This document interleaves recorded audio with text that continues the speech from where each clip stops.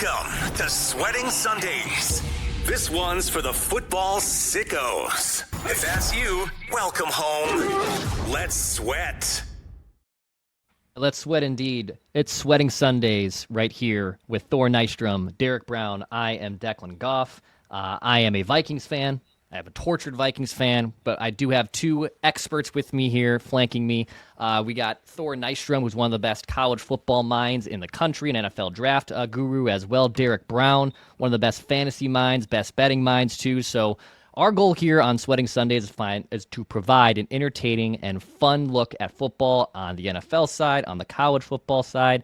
It is week 0, baby. College football is here. Yes, there's preseason football action to get on here and there and whatnot, but regardless, it's college football time, baby. Week 0, super fun time. So we're gonna be doing this. We're still recording once a week in the off season-ish here. Once the regular season after Labor Day starts, we're gonna move to 2 times a week here on Sweating Sundays. We'll have episodes on Tuesdays. We'll have a live stream on Thursdays. We'll have the audience kind of built in with us too. We're super excited for that.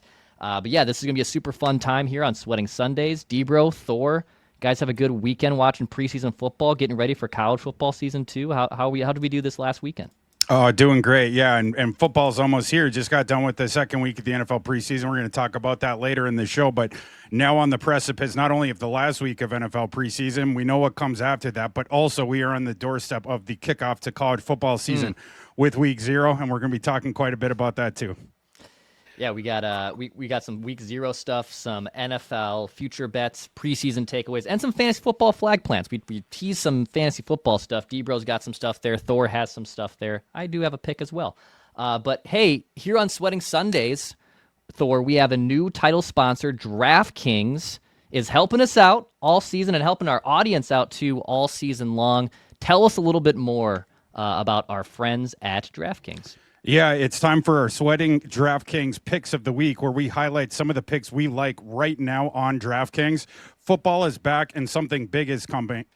On September 2nd, DraftKings Game Day arrives. More info on that coming soon. A special offer for Sweating Sundays listeners. New DraftKings customers can turn $5 into $200 in total bonuses by using promo code SWEATING. Just go to dkng.com/sweating or use promo code SWEATING on DraftKings. Again, that's dkng.com/sweating or use promo code SWEATING on DraftKings. In partnership with DraftKings, the crown is yours. And don't forget, DraftKings is now live in all 50 states. One app, every sport, all 50 states. With week 0, college football season starting here, kicking off this weekend, let's talk about the first game that I want to attack on the slate. We are going to begin in Dublin, Ireland with TCU UNC. This line has come up from TCU -6.5 to TCU -7.5. I'm laying the points anyways. Give me the TCU Horned Frogs here. I still think this line is bettable.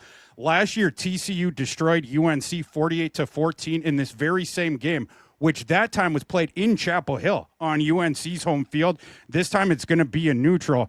And I know people say, well, sure, but North Carolina is going to be better this year. Obviously, they finished 4-8 last season, first season under Bill Belichick. I think TCU might be better this year as well. They lost Josh Hoover, their quarterback, to Indiana.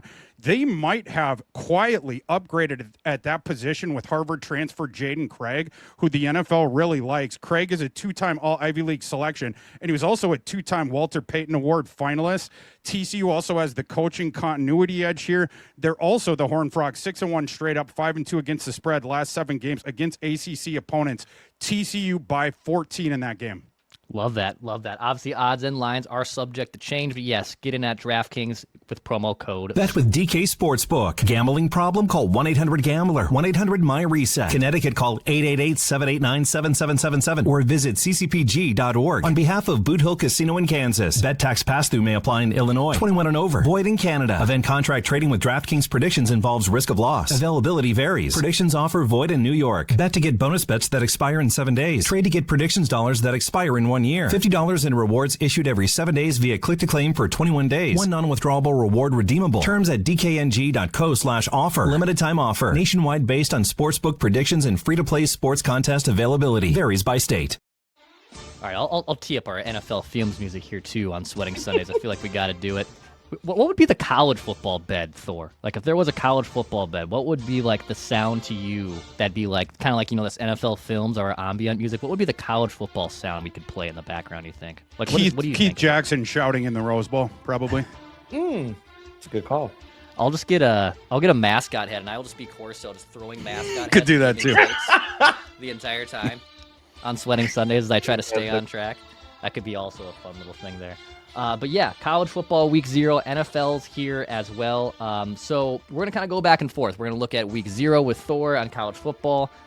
D-Bro does have some NFL future bets too that we will get in on, which is going to be super fun. So if you haven't already, by the way, hit the like button and subscribe button here on the Sweating Sundays YouTube channel. We're already over 600 subs. We're getting to 1,000, so we'd love to maybe get to 1,000 even before football season starts. But regardless, we appreciate everyone who has supported the show. Hit the comment like button and comment below too on some picks that you obviously love this football season.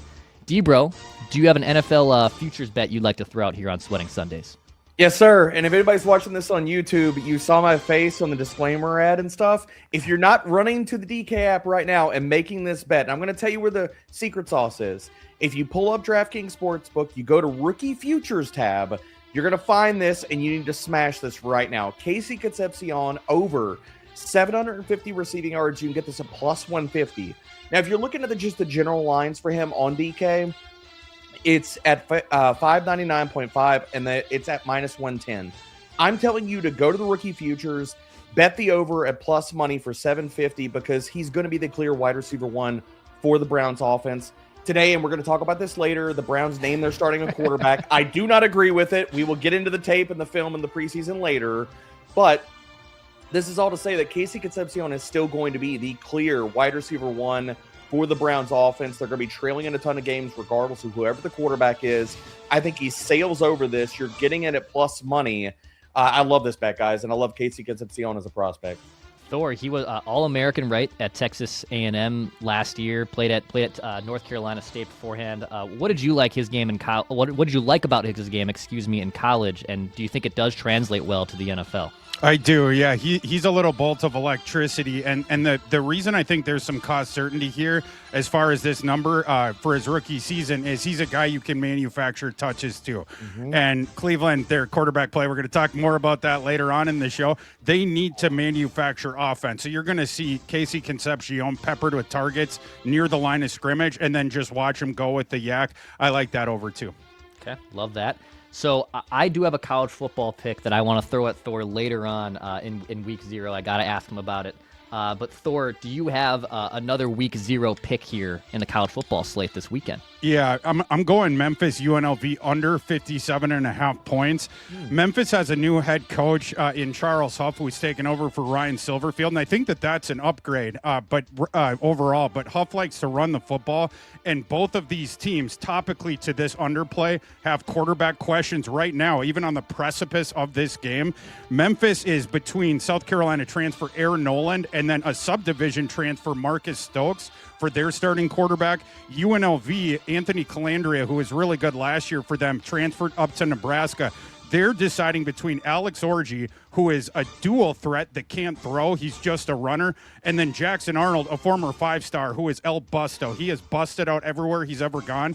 And there's reports that he has been horrible in camp. So they might just end up having to go with Orji. Either way, they have 2 quarterbacks that can throw. Dan Mullen, the UNLV head coach, he has a history of playing multiple quarterbacks, especially early in the season. Last year in the opener, they rotated quarterbacks early on, so that might be what we see here.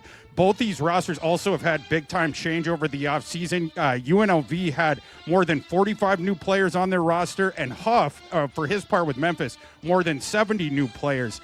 I think UNLV ends up being a run-dominant team this year. They do have a good running back, and then especially if it's Orji, it's just going to be run. I think the clock is going to be running here. I also like Memphis's defensive talent. Jamon Tapp, who had 7.5 sacks, 15 TFL, followed Charles Huff from Southern Miss to Memphis.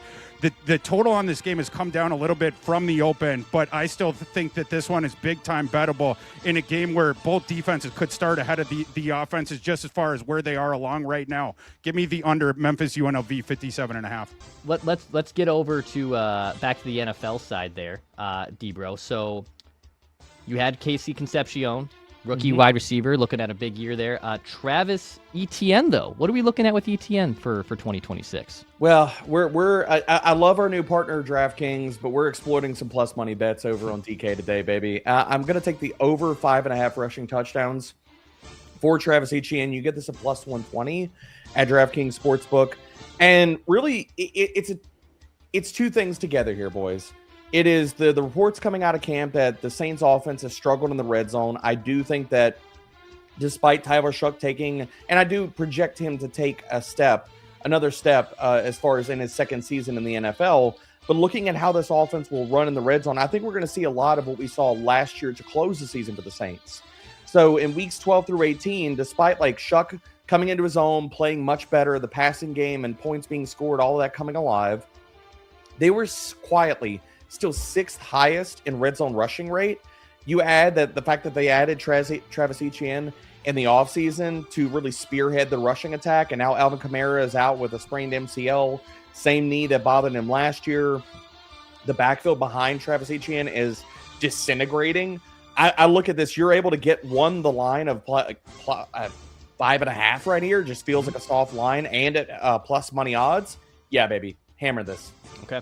Yeah, I mean, in Kellen Moore, I trust here on Sweating Sundays. Love me some Kellen Moore. We've talked a lot about Saints, different type of win totals, prop bets, etc. So, yeah, that division's wide open. Should be a really interesting one to watch. It might be a slop fest in that NFC South, but regardless, someone's going to have to win that, and someone gets a home playoff game out of it regardless. So, yeah, I really am bullish on the Saints this year. Thorsky, I think you got one more, right? One more college football week 0 thing you're looking at for this weekend? Yeah, and I actually audible late here. I was initially going to give Stanford minus 5.5 against Hawaii. Let's switch that to a lean, because right before the show, I saw that Jacksonville State, their game against North Dakota State, their first game as an FBS member. Jacksonville State now has clicked up to +7 on that. This line's done a lot of wonky things. It was 6.5 as of last night, gets back up to 7. That makes this a play for me on Jacksonville State. Give me those 7 points. This line actually opened at NDSU minus 10, like earlier in the offseason. That was way too high. Market bet it down to minus 6.5. That's closer to the margins for me. Like I said, at 7, this one is playable for me on Jacksonville State. Obviously, this is NDSU's first game in the FBS, and I know the Fargo Dome is going to be rocking this weekend when this game opens, but they are also on a new stage, and they are now the hunted in this game. NDSU, their defense has also had some issues in recent years with dual threat quarterbacks. That's what's going to come to the fore here. I think if the underdog is going to have a puncher's chance in this game. Caden Creel, the quarterback for Jacksonville State, he didn't even start all the games last year, and he still finished with over 1,000 yards on the ground. So NDSU is going to have to figure out a way to try to bottle him up. On the other side, NDSU is breaking in a new quarterback in this game. Cole Payton, Debro and I loved him last spring during the pre-draft process. He's obviously now in the NFL. Nathan Hayes takes over for him. This is a big spot for him in his first game, his first start, and in the FBS debut here for NDSU. And let's not discount Jacksonville State. I know the history that NDSU has of being giant killers. Jacksonville State also has a strong history, and just last year in the FBS, they went 9-5 and made their conference title game in the CUSA. All 5 losses for Jacksonville State last year were either road or neutral, which obviously they're going to be, in this game. But 4 of those 5 losses were by 7 points or less, including a 7-point loss on the road to UCF of the Big 12 last year. Jacksonville State, they keep the ball on the ground. The clock runs. They just try to grind things out. They play tough and close. This is too many points at 7. Give me the dog with Jacksonville State. Okay. All right. This will be a fun one to watch. North Dakota State's been a powerhouse in their own right. Yeah, Jacksonville State, a little feisty there too. There's a ton of different matchups in college football. And Debro, before I throw it back to you, I think this is a good little segue here before Debro wraps up with his final futures bet. So Thor, I got my family allegiance in North Carolina. My brother lives in just outside of Raleigh. He lives in Cary, North Carolina. And, you got all those North Carolina-based schools that you can pick from and all sorts of college sports. But that is an NC State Wolfpack family. They put their allegiance with the NC State Wolfpack. So I'm looking right now, NC State obviously going to Virginia in week 0. They're 5.5-point underdogs. Would you think it'd be a better position for me, someone who not watching a ton of college ball? Would it be better for me to take the 5.5 points for NC State to cover, or do you think NC State, David Bailey, quarterback coming back, that they can maybe go into Virginia and maybe upset them this week to kick off their season? I mean, as far as the odds go, I would absolutely see a play on the money line, if you want to go that direction as opposed to taking the points. Because, if NC State covers, there's a decent chance that they have won that game outright. All right. I like this. See, this is what we learn about college football from our guy Thor Nystrom, who's just perusing. And I know we just did like 3 picks from Thor. Thor's got other things that he'll be watching all weekend and all sorts of stuff. So we're super excited for that here. And you can follow Thor at ThorKU2, who I'm sure will be tweeting up a storm and watching all this stuff as well. But D-Bro, wrap us up here on Sweating Sundays with the first, or with your final, NFL futures bet that you have locked in. Another plus money one just to absolutely hammer here, boys. James Cook over 10.5 rushing touchdowns. And I know this line could feel aggressive, but getting plus money here for a player that scored 16 and 12 rushing touchdowns, he still remains in one of the best offenses in the whole entire freaking NFL. Oh, and by the way, when they do get in close to the goal line, they like to run the ball. Weeks 12 through 18 to close last year, they were third best in rushing rate. James Cook, 4th and 11th in rushing attempts inside the 20 over the last 2 years. This just feels like a softball. Like, thank you, DK. You just bet this and you say, thank you, DraftKings. I truly appreciate you. Yeah, I really like that as well. For the Bills can hopefully maybe dethrone the Chiefs, dethrone everyone else in the AFC. It's a loaded AFC, man. Don't just forget about all the other great teams that are there. That should be fun. We'll also, I know D-Bro's threw out the James Cook over rushing touchdowns, but we'll have some fantasy football flag plants here later on Sweating Sundays. And in fact, it's probably a good segue into the preseason Week 2 takeaways. And before we even flipped on the mics here today, like around noon Central Time on Monday. Earlier in the morning, the maybe breaking news came out that the quarterback battle in Cleveland is all over. And D-Bro is already all over our text thread, Brett, and get in on this. So it's DeShaun Watson. DeShaun Watson is going to be the QB1 in Cleveland to start things.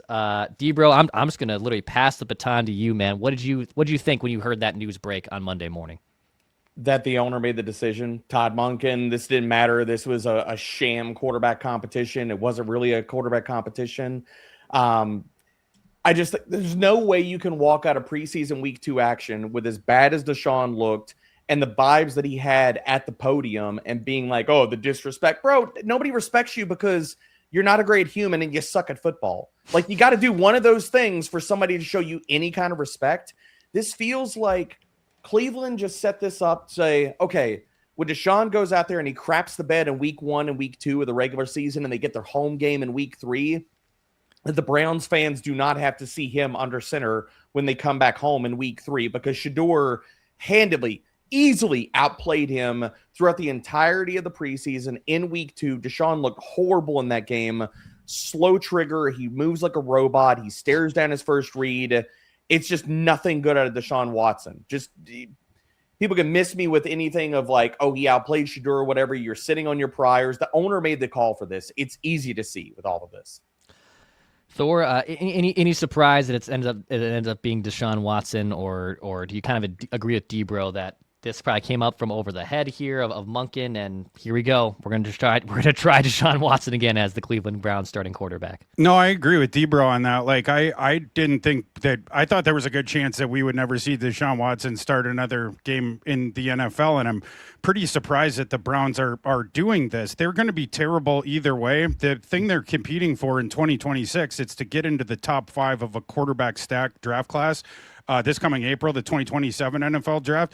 I don't know why, in addition to being bad, they also kind of want to be hated here at the beginning of the season because now you got a PR nightmare on your hands. I like D-Bro's theory. Maybe you just toss him out to the Wolves the first 2 games, you get blown out, and then you can pull the plug on him. But I also sort of wonder, what are we doing here?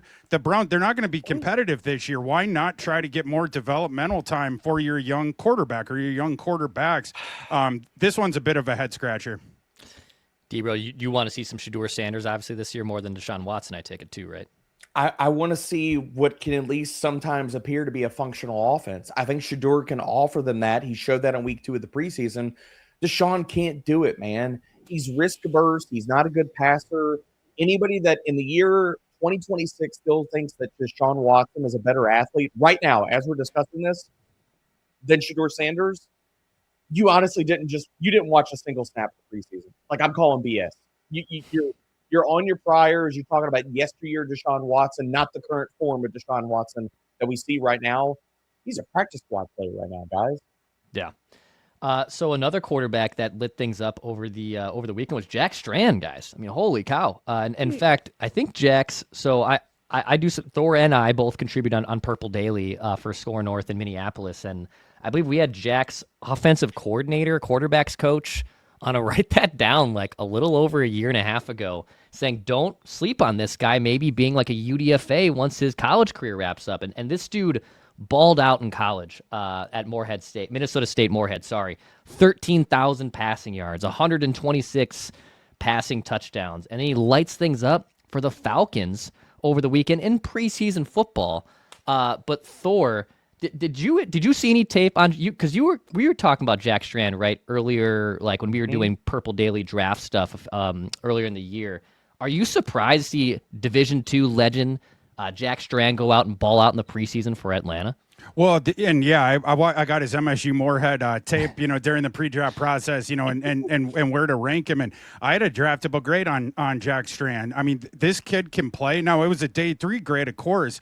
The things that you see on the tape had all kinds of arm talent, was comfortable in the pocket. And then the other thing because those two things, you just assume with a subdivision player that's on the draft radar that those two things are the case.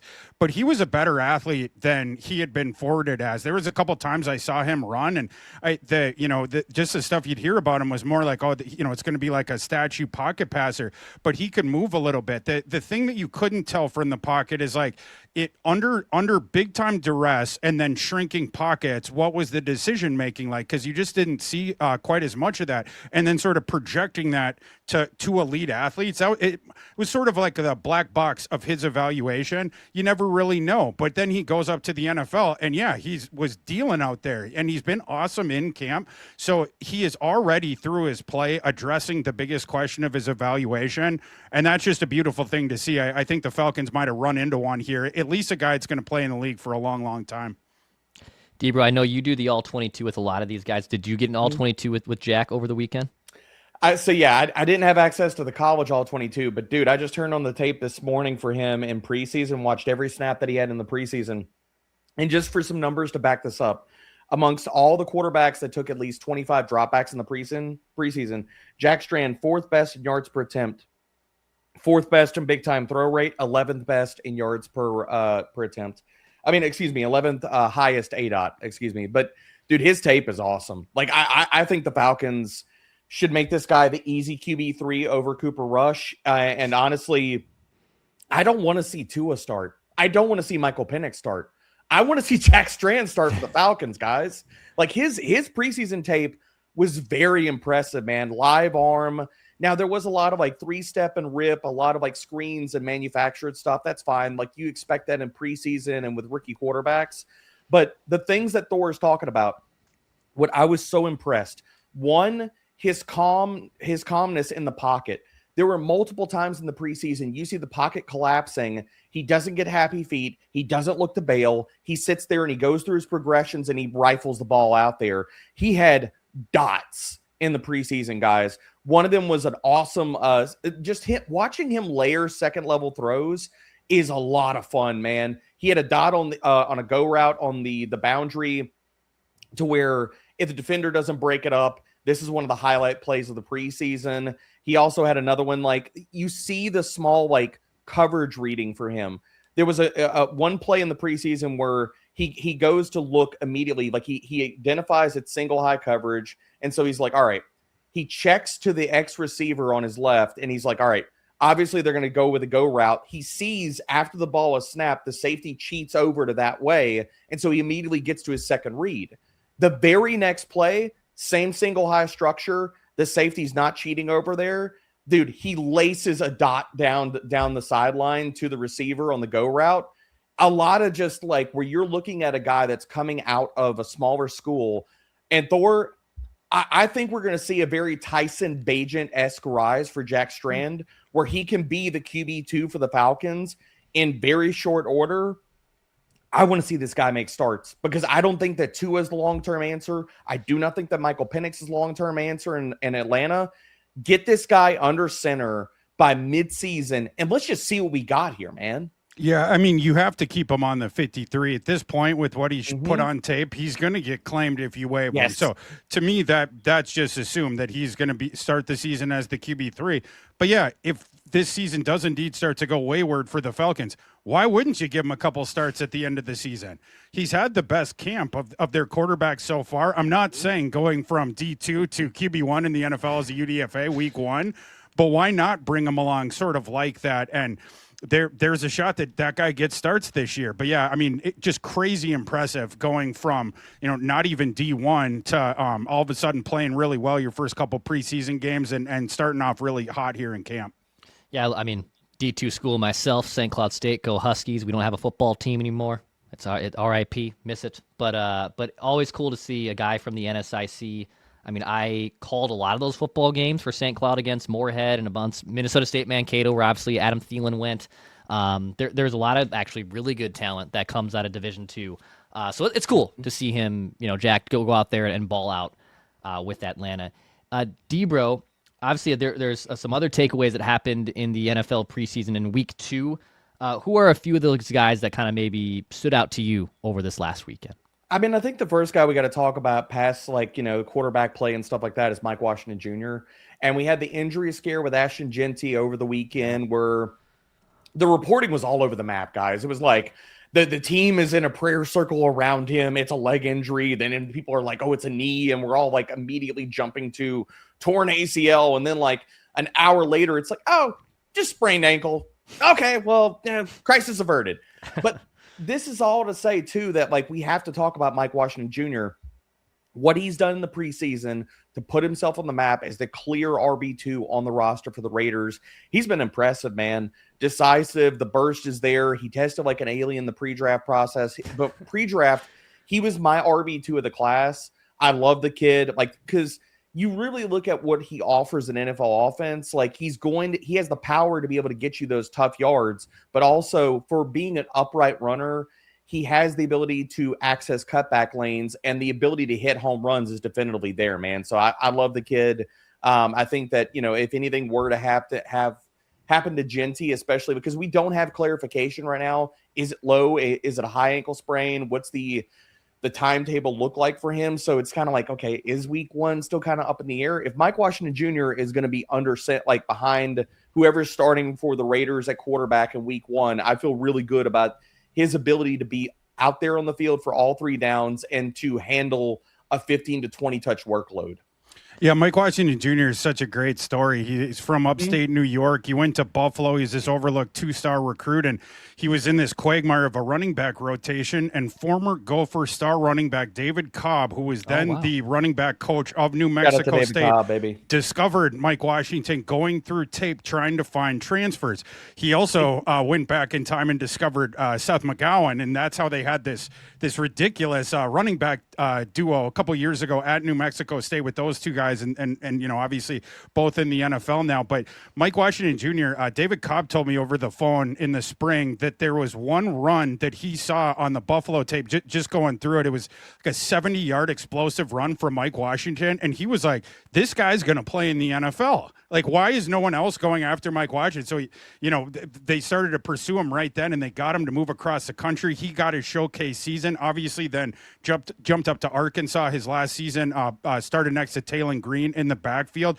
And the rest of that team stunk, but boy, could they run the ball. And Mike, the last anecdote that made me smile that David Cobb had told me, he said that he takes the running backs out. There's a hill, it's very, hilly and kind of mountainous around that area in Los Cruces. And there's a hill right next to the practice field. And he said he always takes the running backs out there, start out the conditioning in the off season. And he said that hill was undefeated in my time there until Mike Washington showed up on the first day. And that was the first loss that Hill ever took. You see the burst with the 225-pound locomotive. I mean, he has some real pistons there for legs in that lower half. He can run through arm tackles, and then the burst for a guy that's that big. That's how he ends up accessing the second level. And you see when he gets out into space, he becomes a daunting proposition to take down in the open field. So, yeah, Mike Washington, opportunity is knocked here early on, and we'll see if he runs with it. But, yeah, he's looked really good here this summer. Shout out to friend of the show, David Cobb. True king. Love that man. Yeah, go Ghosts. Go Ghosts is right. Sky and I rode the boat. Another running back, D-Bro, Marshawn Lloyd, who drafted a couple of years ago, right? Mm-hmm. Was he drafted out of 24 and then missed? Yep. Missed basically 2 years to begin his NFL career, unfortunately, man. But he's looking good in preseason, boys. I think that the hammy swami has got him right, baby. The hamstrings are looking good right now, dude. And he's looking explosive. The vision does look a little bit rusty. I'm not going to lie, missing some cutback lanes. But the thing that I want to highlight with Marshawn Lloyd is I think the volume is starting to take a toll for Josh Jacobs. He's back in practice, but dealing with the MCL stuff in training camp and stuff, I don't know if he can hold up at this point of his career. All of the volume that he's taken year after year after year in the NFL, I think is and has taken a toll on him. Lloyd, he is going to play a role in this backfield and in this offense this year, and especially in the passing game. We saw it like in the preseason, week 2, man. Beautiful angle route for a touchdown. And I think he is going to play on passing downs a ton and offer something that the Green Bay Packers like haven't had in this offense. And that's the explosiveness in the run game and the passing game, because Jacobs, look, he's a volume guy. He's the guy that's going to get you the 5 and 10 yard, 15 yard chunk plays. He's not the home run hitter. So Marshawn Lloyd, it's like, can he be the change of pace guy? Can he be the workhorse if anything happens to Jacobs? Absolutely. He also has the skill set and the upside this year. And I'm talking about like, this is the 2 to 5% run out. He could be yesteryear Tony Pollard for the Green Bay Packers offense this year and give them an element to this offense they have not had over the last 2 years. Thor, a 5-star recruit out of high school, I believe Marshawn Lloyd was, according to his Wikipedia. Committed to play South Carolina, but then bounced. Did he bounce around? No, South Carolina, then USC in 2023. Been a few years since you probably put a draft grade on him, obviously from 2024. But what do you remember him coming out of college from South Carolina and USC? Well, I remember Derek at that year's Senior Bowl asking Marshawn Lloyd, I watched your tape, and there's some reps you really run angry. Like, talk to me about that. And he goes, that's how we run in Delaware, because he's from the state of Delaware. So, I mean, like, yeah, and they didn't, wasn't overlooked. He the recruiting pedigree, whatever. But, yeah, it's a guy who has a lot of ability. There's a lot of different things he can do. It's always just been with him, the durability. Okay. D-Bro, give us like 1 or 2 more takeaways from the preseason weekend before we get into some fantasy football flag plants here on Sweating Sundays. I think Jonathan Brooks is going to be the clear workhorse for the Carolina Panthers, man. This last week, he played 12 or 13 snaps with Bryce Young, looked really, really good. And the thing that I wanted to see for Jonathan Brooks was, did he look like the guy that I remember watching as a prospect, as far as the gliding nature of how he runs, getting into the second level and showing the ability with the one burst and the ability to create yards on his own and the pass game prowess. And he showed that, man. Like, I really love what we saw from him in the preseason. I'm not worried about Chuba Hubbard. The other guy that I want to bring up here, guys, is Kyle Williams. I wasn't immensely high on him as a prospect. Thor, I can't remember where you were at on him, but like, I think considering what he just showed in the preseason, we could see Kayshon Boutte, like, he could be traded, man. Like, I think Kyle Williams played well enough this preseason to say for the New England Patriots, like, put Boutte on the block and say, okay, do we trade you? What can we get back? Can we get a round 4, a round 5 pick, a pick swap, what have you? Because Williams looked good, man. Like, in the preseason, played 97% of his routes run on the perimeter, 20.4 ADOTs, really stretching the field. Poor Jonathan Edwards in the preseason, cornerback for the Colts, destroyed him, had him in shambles, man. So I like Kyle Williams to take over that role, and we'll see what the Patriots can get or if they trade him before week 1. But Thor, what are your thoughts on Brooks? Like, I know you liked him as a prospect, but what do you think about his outlook considering the prospect eval if he is truly back as that guy in Carolina? Well, that last thing you said is the topical thing to that. I mean, it's another guy who has ability. He's very shifty, but is the lower half going to hold up with the durability? I mean, that's been the book with Lynch, I'm sorry, Lloyd. That's also the book with Brooks. So we'll see if he can get through a season healthy. But yeah, I mean, he can move. He's got the side to side lateral stuff. He can make people miss. He's got the quick cuts with that. So yeah, we'll just see if he can stay on the field. Okay, so we're gonna get into some fantasy football flag plants here on Sweating Sundays. Both Thor and Debro have some guys here. I even picked out an interesting name here as well. But before we do that, Thorski, people need some banking needs. Where should they be going to get that taken care of for them? Yeah, shout out to North American Banking Company, which is founded right here where Declan and I are in Minnesota. NABC offers everything that the big banks do. They're available to talk, but they're also available to talk person to person about your business, your situation, and your goals before recommending solutions. Loan decisions are made by real people here locally. If you need help with your business banking needs, check them out at nabankco.com. That's nabankco.com. North American Banking Company, member FDIC, equal housing lender. And then some shoes, man. I just got some shoes for my 11-month-old. He's trying to take his first few steps here. But once he gets a little bigger, a little stronger, and is able to move up around a little bit more, where should they be getting their next shoes from, Thor? Well, if he ends up having wide feet like I do, he should go to XL Feet in St. Paul. I'm a wide-footed guy, and I'm not going to show you guys right now on camera, but I have the light red scars on the top of my feet to prove it. I promise you. From poorly fitting hockey skates, sandals, and shoes over the years, trying to fit my wide feet into those, XL Feet changed the game for me. When I tried on my pair of Pro Pays, it was a eureka moment. It was a perfect fit on all sides, and for the first time, I didn't notice the feeling of my shoes at all. XL Feet has an incredible selection of wide foot socks as well, and the widest work boots to try on in store for literally thousands of miles around the Twin Cities. They're located in St. Paul. There's awesome folks inside who will help you quickly find the perfect fit. I also have some discount codes for y'all. Use code Thor online to save 15% THOR, or mention Score North in store to save 20%. Check them out at xlfeet.com. Love that. All right, so some fantasy football talk. We've been teasing this for the last few weeks. We'll get into it here on Sweating Sundays. Hit the like button and the subscribe button here for everything for NFL, college football, and fantasy football as well. So let's start it off here. I'll fire up the films music back up. May as well here, right? Thor, let's go to you. Let's start off with you here. Who is the first guy that you're kind of looking at for a fantasy football flag plant in 2026? I'm going to start off with a guy I've been pounding the table for all off season. We're going to keep pounding until the season begins, and then we're going to stay local here with Jordan Mason, the running back for the Vikings. He was the leading rusher for the Vikings last year, 758 yards and 6 touchdowns on 159 carries. Now he profiles as the bell cow runner in this new Frank Smith wide zone system that has been brought in and installed. Mason was very good in a similar running system in San Francisco at the beginning of his career. Last year, Mason averaged 4.8 yards per carry. Aaron Jones, when he was on the field, 4.2 yards per carry. And in the 4-week stretch when Aaron Jones was injured last year, weeks 3 to 7, Jordan Mason was RB16 in fantasy. I guess that was the 5 games without Aaron Jones. But in those 5 games, Jordan Mason, 12.6 fantasy points per game. It was something like 7 less when Aaron Jones was playing. But this year, a year older with Aaron Jones, the team almost moved on from Aaron Jones over the offseason. It was sort of a last-minute sort of a contract alteration where Aaron Jones accepted a cheaper 1-year base deal to come back. What we have seen out there in the practice field in Eagan is it looks like Jordan Mason is going to be the bell cow runner for this team, whereas Aaron Jones, in part to try to keep him healthier, you're going to isolate his snaps more to the passing down work. That's the thing where Jordan Mason struggles, and that's part of the reason you can get him for a discount price here as well. Jordan Mason only 30 targets over his last 28 games as a receiver, but this guy, again, is going to be a bell cow runner for a team that is going to run a lot more than they have in recent years.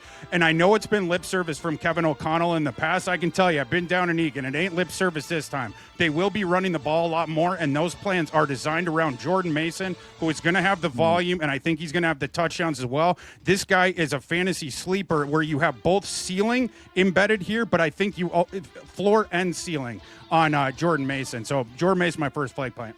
Okay, love that one. Debro, who do you got, man? I love the Mason call from Thor because I think you're going to see just a fundamental change for the Vikings offense. Much more run heavy. Definitely fits, man. I'm going to stay in the division. Colston Loveland's my guy this year. One, the Bears' magic is going to just all of that shine is going away this year. Their defense is god awful. It's going to be bottom 5. They're going to be playing from behind and playing catch up. And if Caleb's going to be chucking the ball religiously, he is going to be looking for his wide receiver one in this offense, and that is going to be Colston Loveland. We've already seen it, guys. Week 16 through 20 last year, Colston Loveland broke out in a big way. And he could rival Brock Bowers as the tight end 1 overall right now. But you don't have to pay that kind of price. That's why I wanted to bring him up on this, because with the injuries and signings and things like that, Tyler Warren, what happens with him with Keenan Allen? Sam Laporta now dealing with a hip issue. So it's like the tight ends in fantasy, it's kind of getting whittled down. And it's like, if you can get Colston Loveland in the 3rd or 4th round and he can rival Brock Bowers in his output, then it's a smash this year, man. And Colston Loveland, again, going back to last year, week 16 through 20, 25.6% target share, 81.6 receiving yards per game. I'm telling you, I got a reason why I'm going to rattle off these freaking stats for everybody. 2.49 yards per route run, 34% first read share, 0.116 first downs per route run in week 16 through 20. The reason I bring all of that up, guys, is in that breakout sample, all of those numbers on a per route basis in that sample, Colston Loveland was better than the tight end 1 last year, Trey McBride, and the tight end 1 last year, or the year before that, 2024, Brock Bowers. If we get this type of production from Colston Loveland for the entirety of the season for the Chicago Bears, he can be the tight end 1 in fantasy that you drafted in the 3rd or 4th round over Brock Bowers. Yeah, 10th overall pick a couple drafts ago, Thor. Obviously a great career at Michigan. As much as I do think all three of us are maybe aligned in, all right, Bears regression's probably going to maybe smack them in the face a little bit in 26 as opposed to 25. I also am in a camp of, all right, a tight end is typically, and I know Caleb's entering year 3, but a younger quarterback's best friend. I like the emergence of Colston Loveland in 2026. Yeah, he's one heck of a weapon, and obviously they traded a guy that I'm going to talk about here in a second to the Buffalo Bills to open up some targets. So, yeah, I like Colston Loveland as well. Okay, Thor, a running back for you, I believe, next on your list. Yeah, give me Omari and Hampton from the Chargers. 22nd overall pick, obviously 2025 draft. 221-pounder with 4.46 speed, and when he was healthy on that team, he was the bell cow of that offense. 4 games with 79% plus snap share in those games, 17.5 fantasy points per game, 17.3 touches per game. He also, surprisingly to me, showed more receiving chops than I was giving him credit for.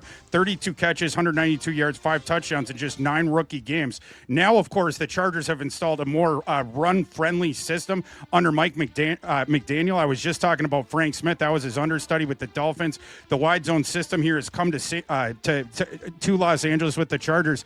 McDaniel has praised Omari and Hampton over this offseason. This is a rare opportunity, I think, to grab a mega talent in an awesome situation at a slight discount price on draft days, mostly because of outside circumstances that I don't think are going to become relevant here for Omari and Hampton this coming fall, i.e. injuries last year and i.e.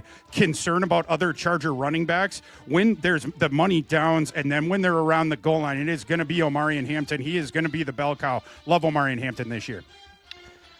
So yeah, the Chargers are going to probably be a little bit more effective. We know Harbaugh loves to run the ball, and now with the addition of Mike McDaniel, maybe as the last shot at getting Justin Herbert to reach that full potential and or have some postseason success, leaning on him will be a big one there. In the conference though, D-Bro, sticking on the AFC side, Parker Washington, man, in Jacksonville had a big year last year, and you're kind of betting that stock's even going to go up probably more in 2026. Oh, absolutely, man. And there's multiple ways to look at this. One, I believe the breakout we saw in the back half of last year for Parker Washington is absolutely real. The second part of this is, if you walk the schedule for the Jaguars, it is god awful for their outside wide receivers. I mean, just everybody pull this up on a second screen, or if you're listening at this home, go pull up the Jaguars schedule right now. It is shadow corner after shadow corner after shadow corner and horrible perimeter matchups for Brian Thomas Jr. and Jacoby Myers. I think Parker Washington is going to eat, guys. And if he retains the role that he had in the final 4 games of last year, so week 16 through 19, he is going to be one of the best fantasy football picks of basically you can make in your entire draft this year. because he averaged 22.3 PPR points per game. That's wide receiver one type of production, guys. In those 4 games, he got tons of high cholesterol usage, 6 red zone targets, 13 deep targets. He got a 28.9% target share.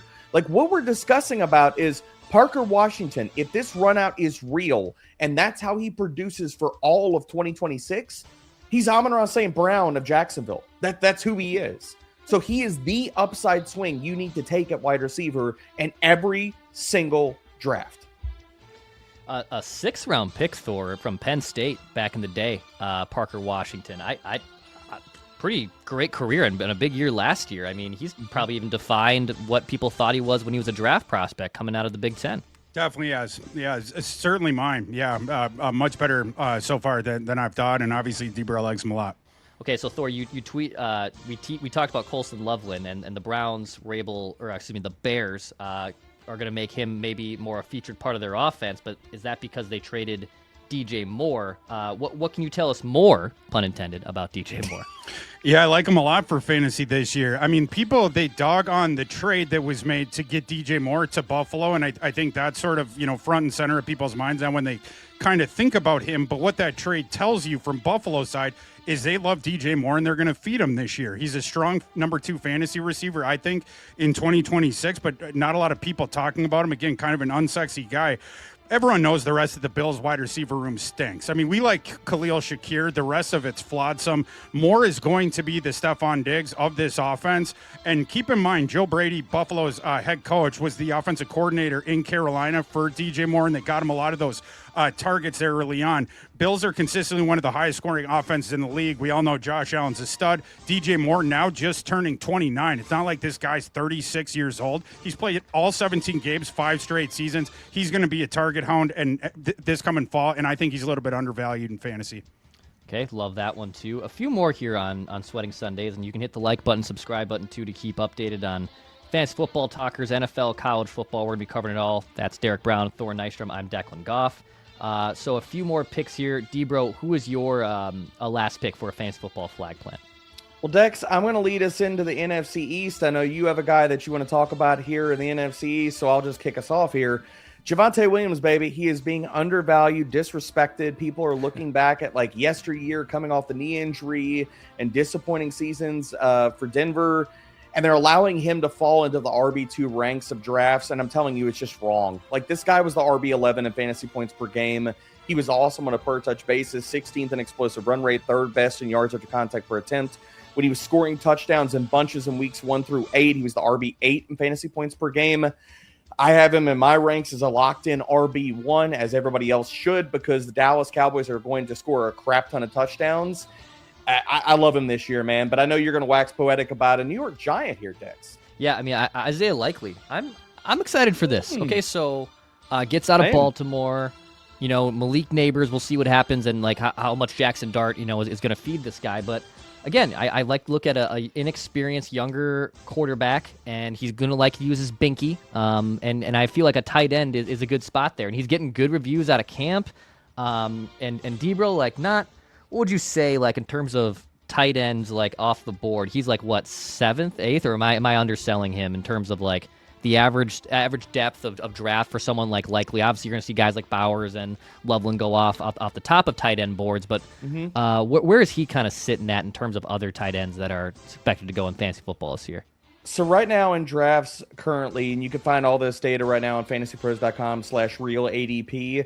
In drafts as of today, he is tight end 12 going off the board at 112th overall. Dude, I have him much higher than that. Like, give me Likely over Travis Kelce, Dalton Kincaid, who are being drafted right ahead of him, like in the 90s. So I'm willing to take Isaiah Likely. I think like a good price for him is like starting at tight end 10, tight end 9, depending on what people think about George Kittle. So anywhere from like the 80s to 90s. So basically like the 8th round of your draft, 9th round of your draft in fantasy is a really good spot to go with Likely. Yeah, 26 years old. Spent the 4 years, obviously, there with Baltimore. And, Lamar, he had a decent year in 24. 58 grabs, 6 touchdowns. A nice little red zone target for Lamar there. But yeah, I think there's a bigger play here, especially I'm bullish on these Giants. I think these Giants are going to be a hell of a lot better too in 2026. So yeah, give me Jackson Dart kind of feeding his tight end. Okay, got some tight ends involved there, some quarterback or some running backs and some wide receivers on our fantasy football flag plants. It is week 0 in the college football season. We got NFL future bets that are still to be made. You can sign up at DraftKings with promo code SWEATING2. We're super excited to have DraftKings on board, and I'm super excited to talk about all sorts of football things with Thor and Debro every week and twice a week here soon, too, on the Sweating Sundays YouTube channel and podcast feed. We appreciate everyone who has supported the channel. Again, that like button, subscribe button, tell all your friends and all your other degenerates out there, too, about Sweating Sundays. For Thor and Debro, I am Dex. Appreciate you guys. We'll be talking at you next week.